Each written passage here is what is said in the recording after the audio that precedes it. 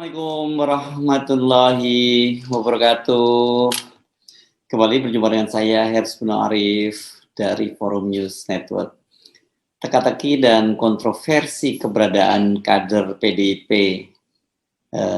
yang jadi buronan, yakni Harun Masiku itu lama-lama tambah seru ini. Masih ingat ya, beberapa hari lalu kan Ketua KPK Firly Bahuri memastikan akan terus mengejar Harun Masiku. Dan dia juga memastikan Harun Masiku tidak akan bisa tidur nyenyak. Pernyataan Firly itu kemudian diledek oleh mantan Ketua Wadah Pegawai KPK Yudi Purnomo Rahab yang menyatakan bahwa para buronan itu bisa tidur nyenyak kok gitu. Bahkan banyak yang tetap bisa memimpin rapat di kantornya.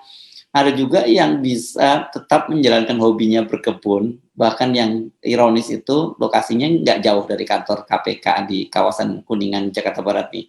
Mereka menyewa atau punya rumah atau apartemen yang nggak jauh dari situ.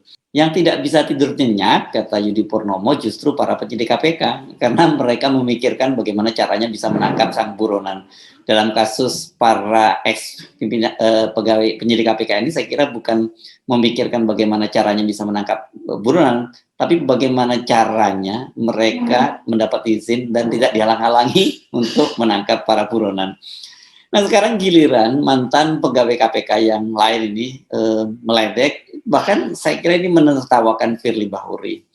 Saya itu tahu di mana Masiku berada, tinggal saya ambil ini. Nah, SK 652 ini dicabut, sore ini saya bungkus. Itu kata mantan penyidik KPK Harun Al-Rashid kepada wartawan kemarin ya, hari Sabtu. SK 652 yang dimaksud itu SK tahun 2021 ya, terkait hasil tes wawasan kebangsaan atau TWK yang menyebabkan 75 orang pegawai KPK tidak memenuhi syarat untuk alih status sebagai aparatur sipil negara. Dan pada waktu itu Harun sendiri itu merupakan salah satu orang yang tidak lolos. Harun Al-Rashid mengaku dia itu siap loh menangkap Harun Masiku sendirian. Gampang, minta bantuan Kapolri. Nanti Raja OTT tinggal bungkusin, ujar Harun Al-Rashid santai ini.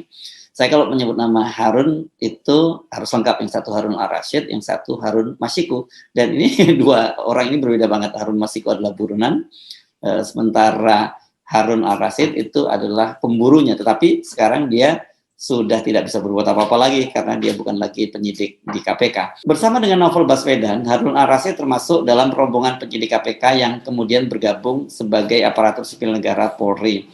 Setelah mendapat mereka bergabung setelah mendapat penawaran dari Kapolri Listio Sigit Prabowo. Total mereka yang bergabung menjadi ASN Polri sebanyak 44 orang, sementara 13 orang lainnya itu menolak. Dari 75 itu kan kemudian sebagian ada yang kemudian diterima kembali oleh KPK. Nah, kalau melihat track record-nya Harun Al-Rashid ini, saya kira dia nggak sekedar omong besar ya. Dia memang dikenal sebagai raja OTT atau operasi tangkap tangan karena saking banyaknya koruptor yang berhasil dia tangkap tangan. Julukan Raja OTT ini juga ternyata itu berasal dari Firly Bahuri sendiri ketika dia masih jadi Deputi Penindakan KPK. Harun Al-Rashid juga mengaku dia sangat dekat dengan Firly Bahuri. Bahkan dia sering dipanggil ke ruang Firly ketika dia sedang butuh tempat berkeluh kesah, termasuk ngobrolin berkeluh kesah soal keluarga. Anehnya ketika berlangsung proses penyingkiran 75 penyidik atau karyawan KPK itu, nama Harun Al-Rashid berada di urusan teratas yang paling diwaspadai dan karena itu harus disingkirkan. Kabar bahwa Harun berada dalam daftar teratas orang yang harus diwaspadai itu dari pengakuan Harun Al-Rashid, dia dengar sendiri dari Wakil Ketua KPK Nurul Gufron. Saya nggak ngerti nama Anda itu menjadi urutan teratas dari daftar yang pernah diberikan Pak Firly kepada saya. Itu ungkap Harun Al-Rashid menirukan ucapan Nurul Gufron. Pada waktu itu Nurul Gufron bertanya kenapa, kan dia orang baru, jadi dia bertanya kepada Harun Al-Rashid, kenapa sih Anda kok termasuk dalam daftar teratas orang yang harus diwaspadai? Nah, dedikasi Harun Al-Rashid dalam pemberantasan korupsi, khususnya penangkapan koruptor itu sebenarnya nggak perlu diragukan lagi. Di saat heboh tes wawasan kebangsaan, mereka dinyatakan tidak lolos, ada 75 orang yang disingkirkan dari KPK, ternyata Harun Al-Rashid ini masih terus beraksi. Dia menangkap Bupati Probolinggo, Puput Tantriana Sari, dan suaminya Hasanuddin yang juga anggota DPR RI dari fraksi Nasdem ya. Ini kasusnya seingat saya di dalam kasus jual beli jabatan.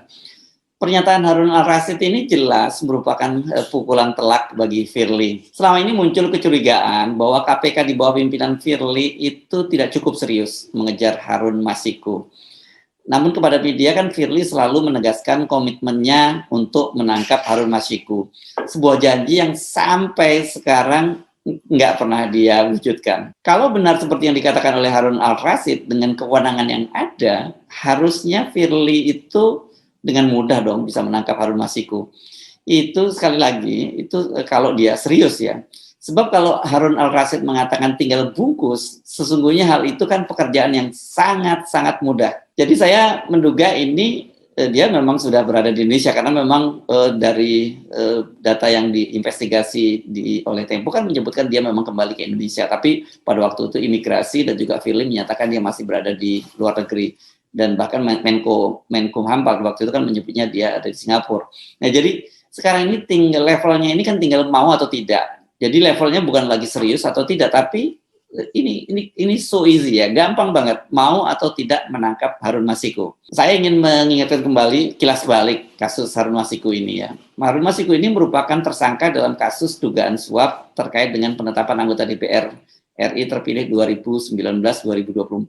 Dia pada waktu itu menjadi pengganti antar waktu, dan pada waktu itu dia menyuap komisioner KPU Wahyu Setiawan.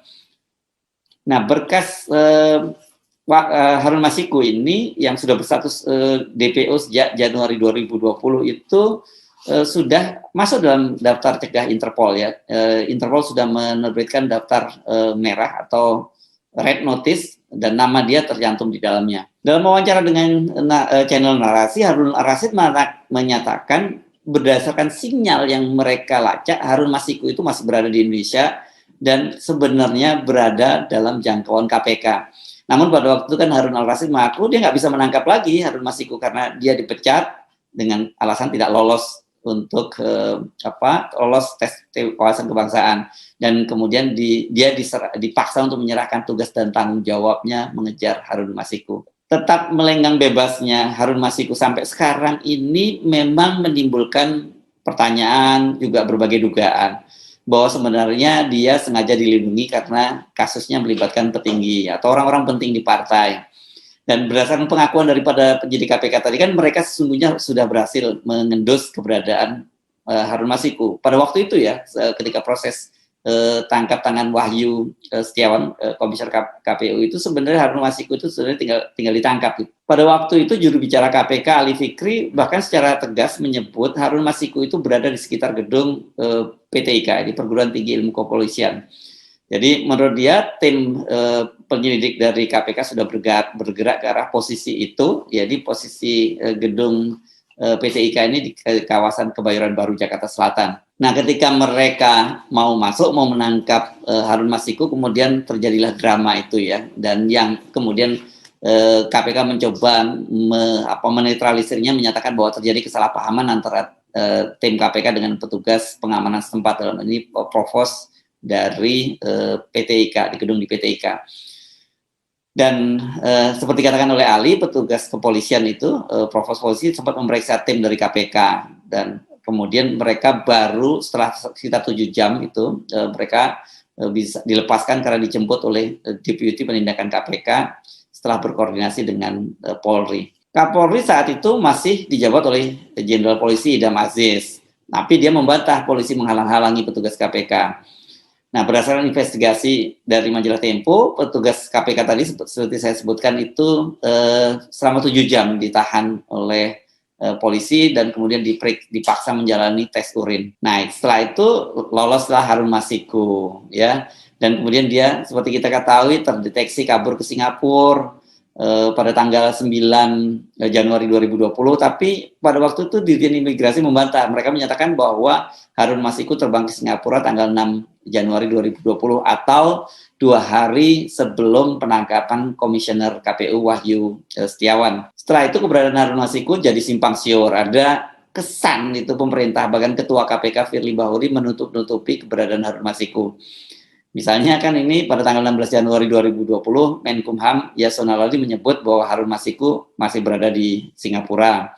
Kemudian sehari berselang tanggal 17 Januari Firly menyatakan bahwa dia masih di luar negeri, jadi tidak disebutkan di Singapura. Namun seperti kita ketahui kan kemudian diketahui bahwa Harun Masiku itu sebenarnya pada tanggal 16 Januari ketika dinyatakan masih ada di Singapura itu sebenarnya dia sudah kembali ke Jakarta. Dia menggunakan Batik Air dan video atau CCTV rekaman ketika Harun Masiku itu kembali ke Jakarta itu ada dan itu beredar luas kalau Anda buka-buka kembali di media sosial Anda akan menemukan CCTV rekaman CCTV Harun Masiku itu. Sejak itu keberadaan Harun Masiku seperti hilang tak tentu ribanya. Mengapa saya sebut seperti itu? Karena sampai sekarang dia juga belum ditangkap.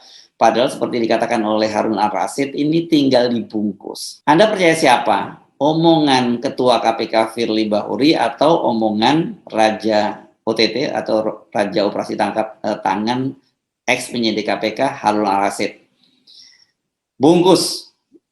Saya Arif, sampai jumpa lagi. Wassalamualaikum warahmatullahi wabarakatuh.